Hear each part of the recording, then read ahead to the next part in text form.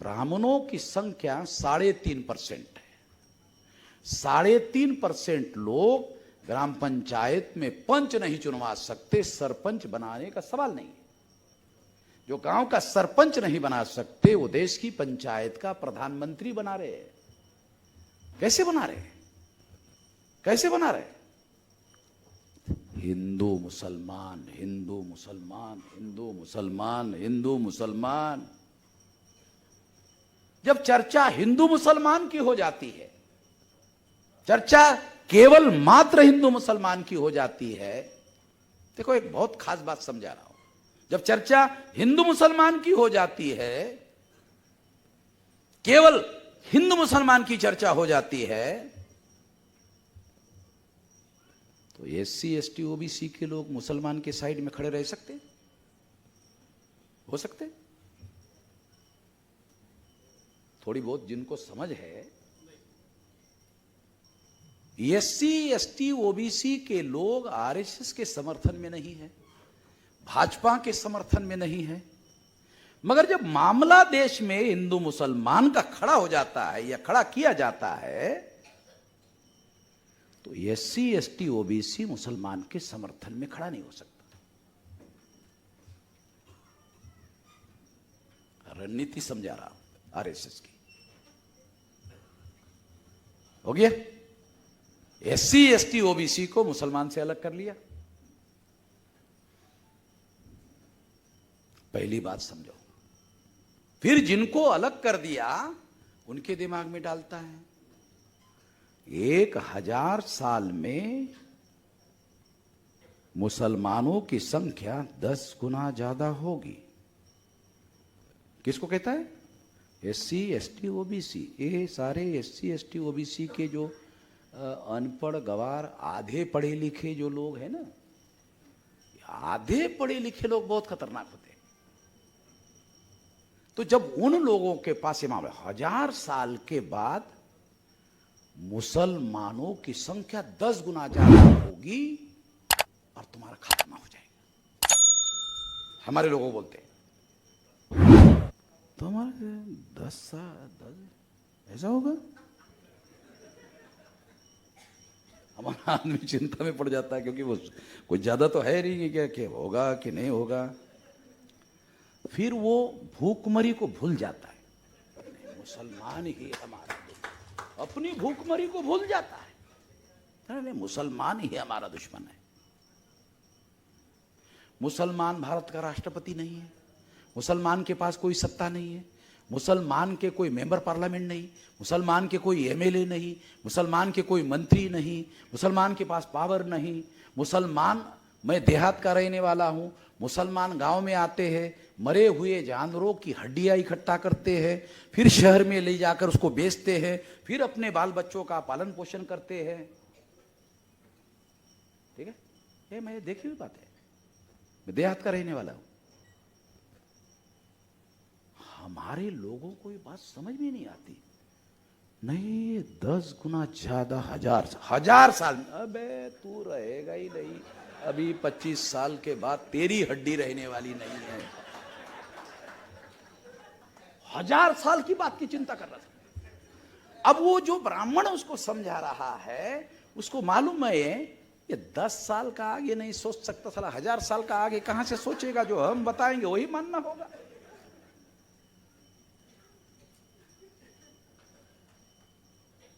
तो हमारे जो लोग हैं, आधे पढ़े लिखे लोग जो है, वो इस तरह के प्रभाव में आते हैं। अरे मुसलमान ज्यादा खतरा है, मुसलमान के पास कुछ ही नहीं है, नौकरी नहीं। उसको चपरासी की नौकरी देने के लिए अटल बिहारी वाजपेयी प्रधानमंत्री बन गया। बनने के बाद चीफ सेक्रेटरी को बुलाया और एक सीनियर मोस्ट आईएएस ऑफिसर को बुलाया। पूछा कि मुसलमान के विरोध में हम कुछ करना चाहे, क्या कर सकते हैं, जरा बताइए तो क्या क्या कर सकते हैं। तो चीफ सेक्रेटरी ने कहा कुछ नहीं कर सकते। प्रधानमंत्री हम है भाई, कुछ नहीं कर सकते। कैसे नहीं कर सकते? पावर हमारे पास है, निर्णय लेने का पावर हमारे पास है, कुछ नहीं करते। अरे कैसे नहीं कर सकते? कर सकते हैं, बताइए कैसे नहीं कर सकते। देखो, कांग्रेस ने मुसलमानों को 2-2.5% प्रशासन में रिप्रेजेंटेशन रखा, 2-2.5%। कैसे नहीं कर सकते? यानी 2-2.5% रखा कांग्रेस ने। इससे नीचे ले जाना है, हाँ ले जा सकते हैं, अटल बिहारी हाँ ले जा सकते हैं। अच्छा, फिर जो मिडल ईस्ट से तेल लाना है, बताओ कैसे लाएंगे? मिडल ईस्ट जो है, गल्फ कंट्री है, वहां मुसलमानों के देश है और तेल वहीं पर है और वहीं से तेल लाना है।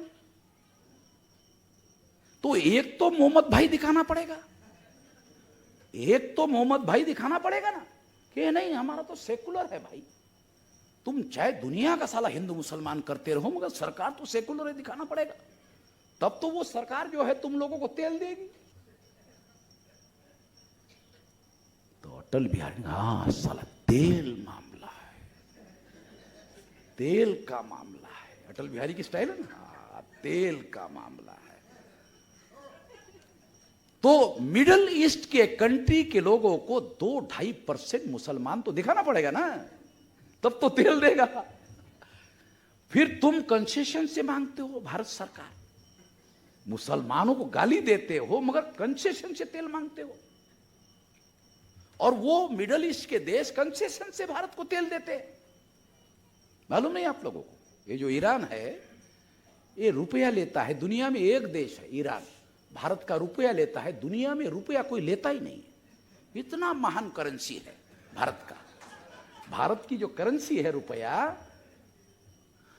एक नेपाल लेता है और दूसरा ईरान लेता है। तो नेपाल कितना बड़ा कंट्री मालूम है ना आप लोगों को? तो नेपाल इसलिए लेता है क्योंकि भारत का 1 रुपया वो 3 रुपए में खरीदता है, तो उसका करेंसी कमजोर है, इसलिए नेपाल रुपया लेता है। ईरान जो है रुपया लेता है, और ईरान के अलावा कोई दुनिया में रुपया लेता नहीं है। इवन रशिया जो बहुत बड़ा मित्र है भारत का, वो कभी रुपये में एक्सचेंज नहीं करता। तो इसलिए भारत की जो करेंसी है उस हिसाब से देखा जाए तो जो मिडिल ईस्ट की कंट्री है वो डॉलर के बगैर तेल देते नहीं है, और वहां की जो करेंसी है वो करेंसी डॉलर से ज्यादा महंगी है। कितने लोगों को पता है? मिडिल ईस्ट कंट्री में एक देश है, उसके 1 रुपए की कीमत भारत के रुपए में 200 रुपए है, अमेरिका के डॉलर से 2 गुना से ज्यादा है। कितने लोगों को पता है? मिडिल ईस्ट कंट्री में ऐसे कुछ देश है जहां की करेंसी 200 रुपए से ज्यादा महंगी है। नहीं, उनका 1 रुपया अगर लेना है, 200 रुपए देने पड़ते, इतनी महंगी है। मैं तो एग्जाम्पल के तौर पर आपको बता रहा हूं, बात समझ में आ जाए तो ये तेल का मामला कितना ज्यादा क्रिटिकल है, बहुत ज्यादा क्रिटिकल है। इस बात को ध्यान में रखते हुए ये बात आपको समझा रहा हूं। अटल बिहारी वाजपेयी भी मुसलमानों के विरोध में कोई फैसला नहीं ले पाए। इवन नरेंद्र मोदी आया, गाय के नाम पर आया, गौ माता के नाम पर आया, और गौ माता का 19% एक्सपोर्ट बढ़ गया, 19%। यानी गौ माता का जो मांस है वो अमेरिका और यूरोप में 19% बढ़ गया, ज्यादा। गाय को माता कहने वाले लोग काट रहे हैं, इधर ही काट रहे हैं, मुसलमान को काटने दे नहीं रहे। तो काट तो कोई रहा होगा, मुसलमान को काटने नहीं दे रहे गाय को, फिर कोई तो काट रहा होगा। तो अल अंसार नाम का कारखाना है बेंगलोर में, उसमें सारे यही बीजेपी वाले जो गौ माता को मां कहते, मां को काटते हैं, अपनी मां को काटते हैं। क्योंकि इनको गौ माता नहीं, किसी से भी कोई लेना देना नहीं, ब्राह्मण को कोई लेना देना किसी का नहीं है, ये ध्यान रखो। मैं ऑस्ट्रेलिया में जब पहली बार गया, तो मैं पहली बार गया तो वहाँ बहुत सारे मराठा लोग हैं, पुणे के इधर आसपास के। तो वहाँ प्रशांत राणी ने मुझे एक उदाहरण बताया कि हम आने के पहले जोशी और एक मराठा ये दोस्त हुआ करते थे। तो अंग्रेजी के यहाँ कार्यक्रम था, वहाँ गए तो वहाँ बफे सिस्टम, अंग्रेजों का बफे सिस्टम होता है, लाइन लगाकर। तो मराठा जो है शाकाहारी लाइन में लग गया, जो जोशी था पुणे का वो बीफ में गौ माता में लग गया। तो ये मराठा जो है, अबे जोशी, अबे कहाँ है बे तू, है कहाँ है? बोलते मैं इधर हूं। अबे गलत जगह लग गया, उधर वो बीफ है गौ माता का, इसीलिए लग गया। जोशी ने क्या कहा, वो वहां बीफ है ना, हाँ इसीलिए लग गया। अबे तू तो बोलता है कि ये खाना नहीं चाहिए। बोलते महाराष्ट्र में बोलता था, इधर ऑस्ट्रेलिया है, तेरे को समझ में नहीं आता था, लेकिन क्या करे, महाराष्ट्र में बोलता था, ये ऑस्ट्रेलिया है, इधर यही। तू आना है तो तू भी आ जा। तो ये जो जितने विदेश में यहां से गए, बोलते गौ माता या तो पाकिस्तान की चाहिए या तो भारत की चाहिए, खाने में तभी मजा आता है। तो ये एक्सपोर्ट इसीलिए बढ़ रहा है कि ये इधर के जो उधर गए हुए हैं ना, वो इस वजह से बढ़ रहा है। इसके अलावा खाते बकरी साले मजा है नहीं आता। अमेरिका में, यूरोप में ये जो लोग ये बकरी का है, गौ माता के जब मजा नहीं आता साला, ये यहाँ के लोगों का खाते हैं। इस तरह से ये जो लोग हैं, इनको कोई किसी चीज से लेना देना नहीं है, अपने वर्चस्व से लेना देना है। तो ये जो हिंदू मुसलमान का मामला है, इससे 3.5% ब्राह्मण के समर्थन में SC ST OBC, अब SC ST OBC की संख्या कितनी, SC ST की 22.5 और OBC की 52, हो गया 74.5%, 74.5%। तो जब हिंदू मुसलमान का मामला खड़ा हो जाता है, तो SC ST OBC ये जो है ना, SC का अकाउंट ब्राह्मण के अकाउंट में जमा हो जाता है, क्योंकि हिंदू हो जाता है वो, तो वो ब्राह्मण के अकाउंट में जमा हो जाता है। SC के अकाउंट ब्राह्मण के अकाउंट में जमा, ST ब्राह्मण के अकाउंट में जमा, OBC ब्राह्मण के अकाउंट में जमा।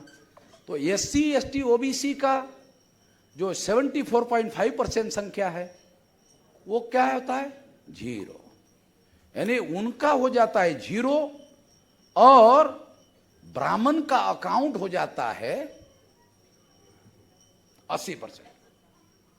तो अल्पसंख्य ब्राह्मण बहुसंख्य बनाने के लिए हिंदू मुसलमान हिंदू मुसलमान हिंदू मुसलमान हिंदू मुसलमान ये थ्योरी चलाता है, और इस थ्योरी का प्रचार मीडिया के द्वारा करता रहता है, और इस तरह से अपना प्रभाव बहुसंख्यांक लोगों के द्वारा निर्माण करता है, और निर्माण करके अपना काम चलाता है, और इस तरह से ये धार्मिक ध्रुवीकरण से अपना वर्चस्व स्थापित करता है।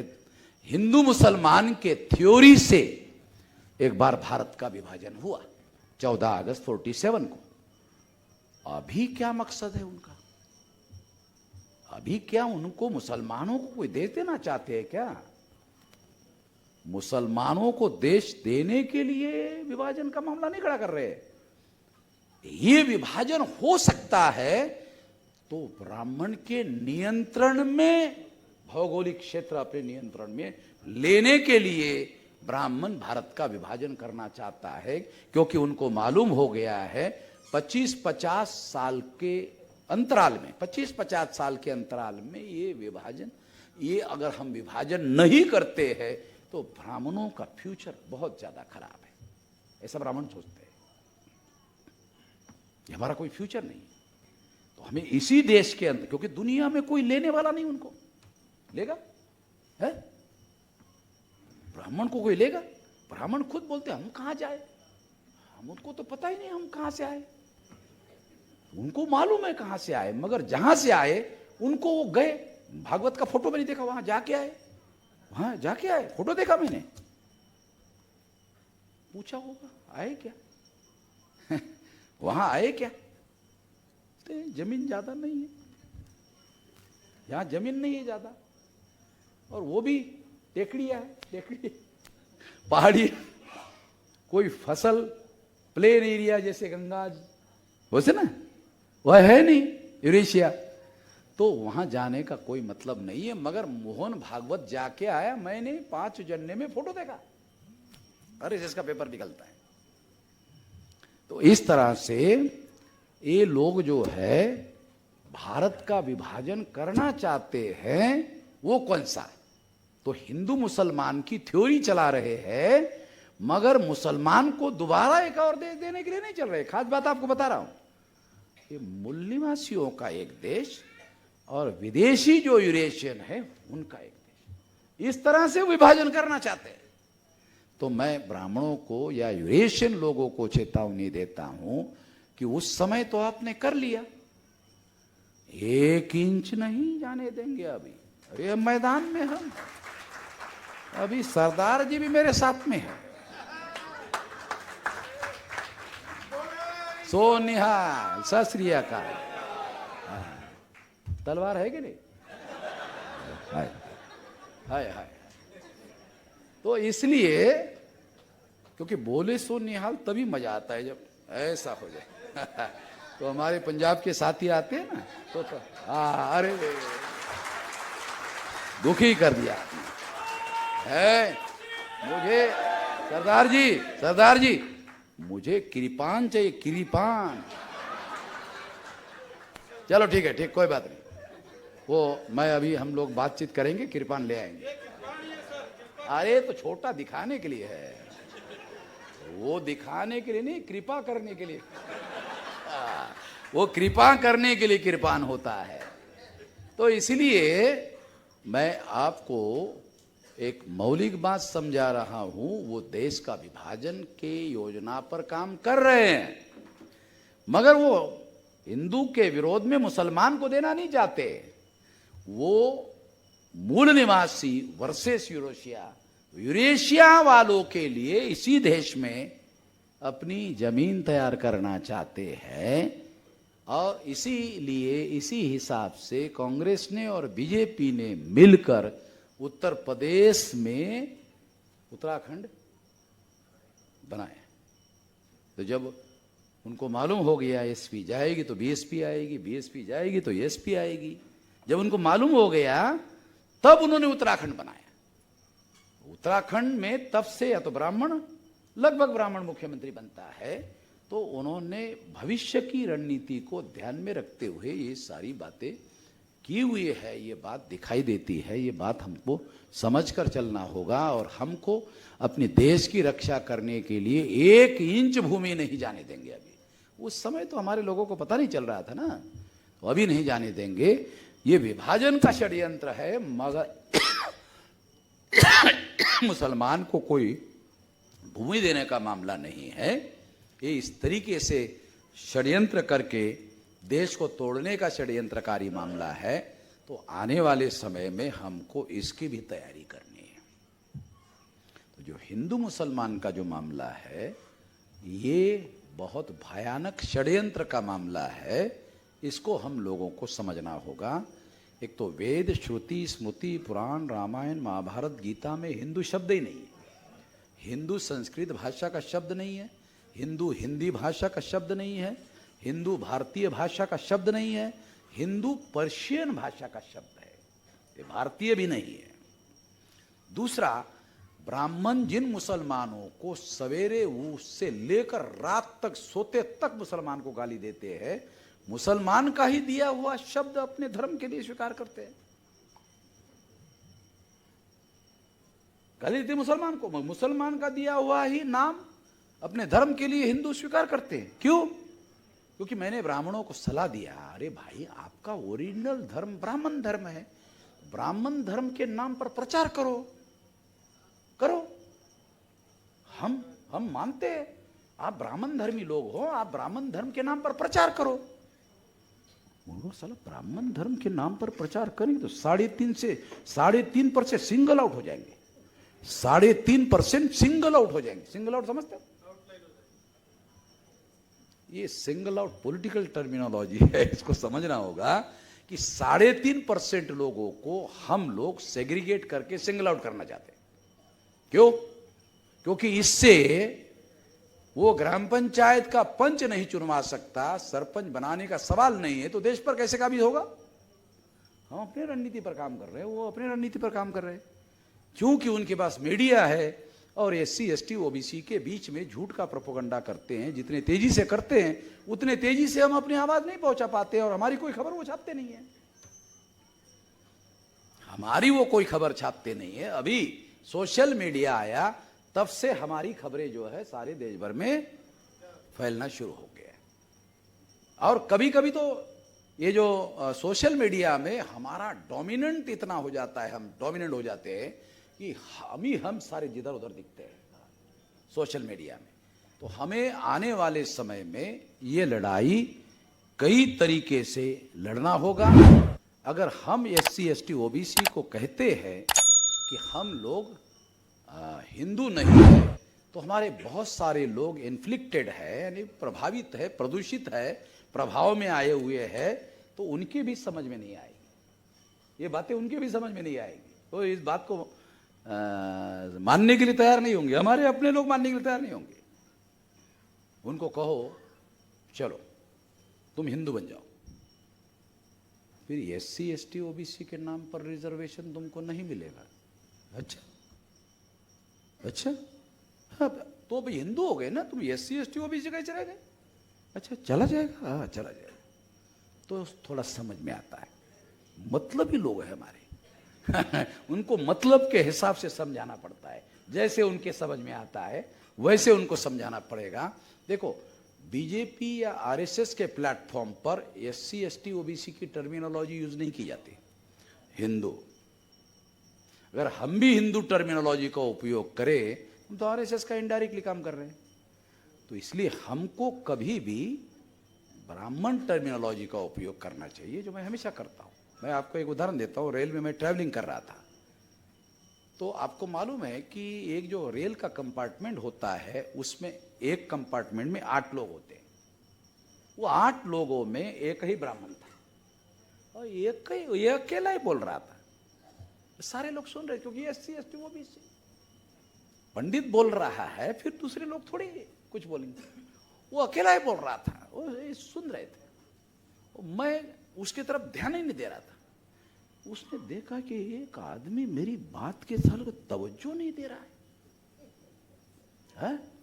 फिर उसने मुझे, अरे आप चर्चा में शामिल नहीं है? पंडित जी ने कहा मुझे। तो मैंने पंडित, वो मुझे जानता नहीं मैं कौन हूं। तो मैंने पंडित जी को कहा, पंडित जी आप चाहते हो मैं शामिल हो जाऊं? मैं ऐसा चाहता हूं। पंडित जी ने कहा, मैंने कहा सोच विचार कर लो, दोबारा एक बार मौका देता हूं, सोच विचार कर लो, सोच विचार करके बताओ कि मैं शामिल हूं कि नहीं हूं। शामिल हो जाओ। देखा, ठीक है ना? ओके। अभी मेरा छोटा सवाल है, आपके लिए तो बहुत छोटा है, आप पंडित जी है, ताकि पूछिए। तो उसको बड़ा सलाह, ये सवाल पूछने वाला अनाड़ी आदमी, मैं जवाब देने वाला। साइकोलॉजी होती है ना पंडित लोगों की, उसके अहंकार को सेटिस्फैक्शन करने वाला मामला था। तो मैंने कहा कि हिंदू धर्म के धर्म ग्रंथों का नाम बताइए। अब ब्राह्मण को छोटा सा सवाल का, वेद श्रुति स्मृति पुराण रामायण महाभारत गीता। उसने कहा ये तो ब्राह्मण धर्म के धर्म ग्रंथ है, मैंने आपको हिंदू धर्म के पूछा, आप ब्राह्मण धर्म के बता रहे हो। चौक, अरे ये तो आपने ब्राह्मण धर्म के धर्म ग्रंथ बताया, मैंने हिंदू धर्म के पूछा। देखो ये चालाकी जो है ये बनते लोगों को होनी चाहिए, नहीं है क्या करें, मुझे करना पड़ रहा है बनते लोगों का काम। बुद्ध के समय में ऐसे होता था। आप बुद्ध का और अश्वलायन का डायलॉग पढ़ो बंदे जी, बुद्ध का और अश्वलायन का डायलॉग जो है ना वो पाली साहित्य में है। अश्वलायन ब्राह्मण था। तो मैं आप लोगों को समझाने के लिए, उदाहरण देने के लिए कहा, ये तो ब्राह्मण धर्म के धर्म ग्रंथ आपने बताए, मैंने आपको हिंदू धर्म की पूछा था। तो उसने क्या जवाब दिया, एक कच है, ब्राह्मण धर्म के और हिंदू धर्म के धर्म ग्रंथ एक ही है। अच्छा, मैं तो जानता ही था।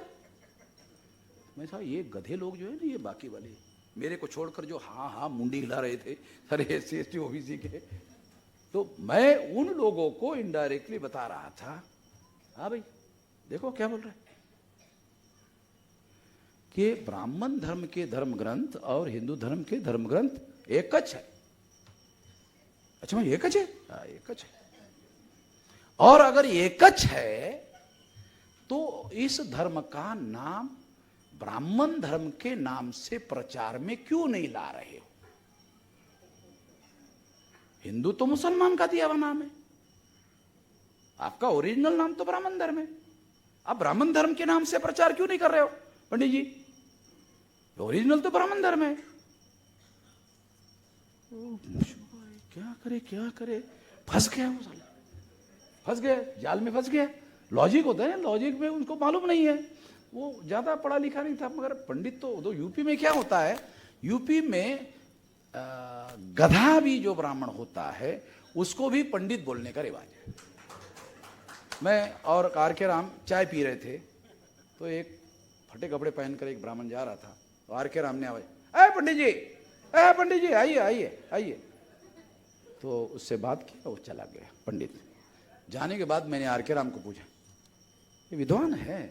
क्या नहीं? तो नहीं, आपने पंडित जी कहा, हमारे महाराष्ट्र में विद्वान जो होता है उसको पंडित कहते हैं। कहा कि नहीं, हमारे यूपी में ब्राह्मण को पंडित कहते हैं। मैंने कहा इसीलिए पंडित जवाहरलाल नेहरू हो गए।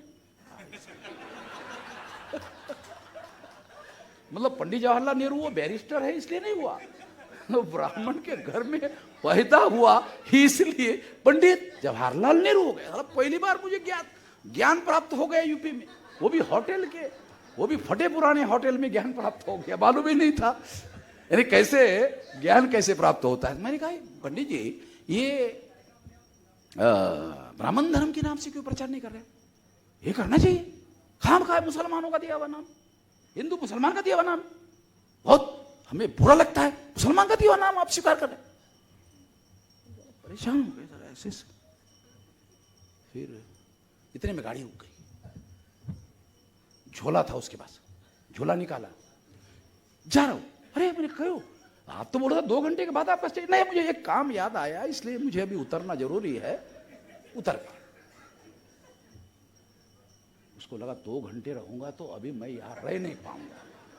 मैंने कहा पंडित जी बोला था ना मैंने, सोच समझकर मुझे शामिल कर लेना। आपको बता रहा हूं कि हम लोगों को ये समझना होगा कि ब्राह्मण धर्म के नाम पर जितनी चर्चा चलाओगे संकट में फंस जाएगा। ब्राह्मण अपने को बचाने के लिए हिंदू के नाम पर चर्चा करता है और SC ST OBC के आवरण में अपने को छुपा लेता है। ये चमत्कार यदि 26 जनवरी 1950 को संविधान लागू नहीं होता, हर 21 साल के व्यक्ति को वोट का अधिकार नहीं होता, तो फिर ब्राह्मण को हिंदू मुसलमान की चर्चा करने की जरूरत ही नहीं थी। वो तो जन्म से श्रेष्ठ था। ये तो बाबा साहब अम्बेडकर ने हालात पैदा कर दिया कि हर 21 साल के व्यक्ति को वोट का अधिकार होगा, उसके हिसाब से हम बहुसंख्य हो गए, ब्राह्मण अल्पसंख्य हो गया। यानी हमारी गिनती होनी शुरू हो गई और उस गिनती के आधार पर MLA चुनेगा, MP चुनेगा। तब उनको लगा कि अब 3.5% वाले लोगों को चुनकर जाना होगा और MP बनना होगा, ज्यादा संख्या में MP बनना होगा। ज्यादा संख्या में MP बनेंगे तो PM होंगे, MP नहीं बनेंगे साला PM कहां से होंगे? MP ही नहीं बनेंगे तो PM कहां से होंगे? इसलिए हम लोगों को रणनीतिक तौर पर बोलते आना चाहिए, रणनीतिक तौर पर बोलने का हुनर हमारे अंदर होना चाहिए। केवल बोलते आना चाहिए, इससे काम चलने वाला नहीं है। आपको रणनीतिक तौर पर लक्ष्य को ध्यान में रखते हुए बोलते आना चाहिए और उस हिसाब से बोलने का हुनर हम लोगों को सीखना चाहिए। इससे काम चलेगा, क्योंकि लोकतंत्र में चाकू छुरी बंदूक गोली नहीं चलाई जा सकती। लोकतंत्र में बोली चलाई जा सकती, गोली नहीं। बोली चलाई जा सकती है, गोली नहीं चलाई जा सकती है। इसलिए वामन मेश्राम केवल बोली चलाता है, तो यार बोलते रहता है और कुछ तो करता नहीं है, तो हमको कुछ करता हुआ दिखाई नहीं देता वामन मेश्राम। तो ये बोली जो है, इससे जागरण होता है, जागरण से प्रबोधन होता है, प्रबोधन से लोगों के ओपिनियन बनते हैं और वो लोग तैयार होते हैं। तो मेरे पास क्या है? मेरे पास कुछ नहीं। तो लोग जो है, लोग जुड़कर संगठित हो रहे हैं, इस जागरण के अभियान की वजह से हो रहे हैं। लोगों को समझ में आ रहा है, वो जागृत हो रहा है। जो जागृत हो रहा है वो हमारे साथ आ रहा है और इस लड़ाई में साथ सहयोग करने के तैयार है। ये मीडिया वाले हमारी एक लाइन की बात नहीं छाप रहे, तो भी इतना बड़ा विशाल संगठन हमने खड़ा कर दिया। आने वाले 10 साल में सोशल मीडिया को साथ में लेकर 1 करोड़ लोगों तक मैसेज पहुंचा देंगे और बहुत कम समय में 2029 तक ये हालात देश में हम पैदा करेंगे कि हमारे सहमति के बगैर, हमारे समर्थन के बगैर इस देश को नहीं चलाया जा सकता। ये देश हमारा है और हम आने वाले समय में जो संवैधानिक ऑब्जेक्टिव है, प्रीएम्बल ऑफ द कॉन्स्टिट्यूशन है, उसके अनुसार देश को चलाया जाएगा और उस मकसद को पूरा करने के लिए चलाया जाएगा। इस